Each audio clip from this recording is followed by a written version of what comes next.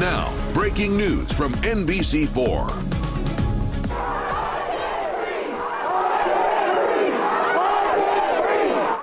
Same message, different night. Another round of dangerous protests in downtown Columbus, all in response to police brutality across America. Thank you for joining us tonight at 11. I'm Colleen Marshall.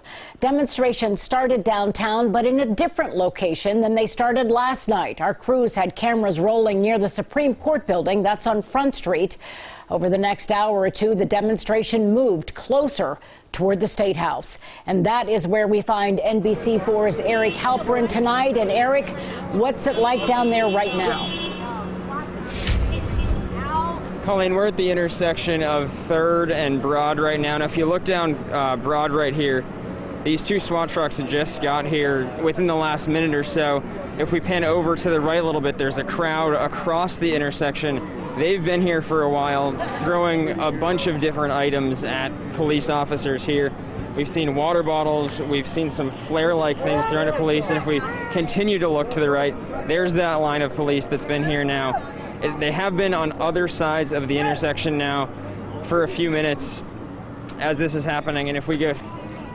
Now, the biggest difference between tonight and last night, last night's protest marched around the city and then sort of stopped at one place there for a while near High and Broad. This time they've been sort of spread out from the beginning. You mentioned they started at City Hall, and now they have spread out through there. They're in a bunch of different locations around downtown and around the State House. I also did just hear from Columbus Police, their public information officer, told me tonight that so far there have been 5 arrests and there have been 2 officers injured by protesters throwing rocks or bricks at them. They also say the protesters have been setting off fireworks. We have heard some of those fireworks, and Columbus Police also tell me that some businesses are being broken into or windows are being broken down in the Short North.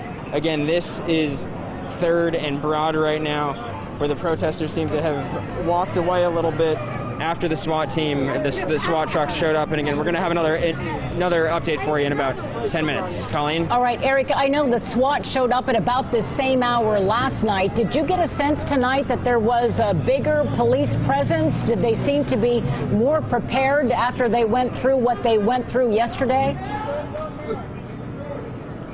The biggest difference, yes, Colleen, there did seem to be more police officers here, and also there seemed to be more police officers on bikes, and they were moving around a little bit more than they were last night. Last night they started at that first intersection, and the police were there for a while. Tonight, so when we got here, police were moving up and down the street a lot, trying to keep the crowd on sidewalks, and they continued to move and disperse, whereas last night they were a little more in just one place for a while.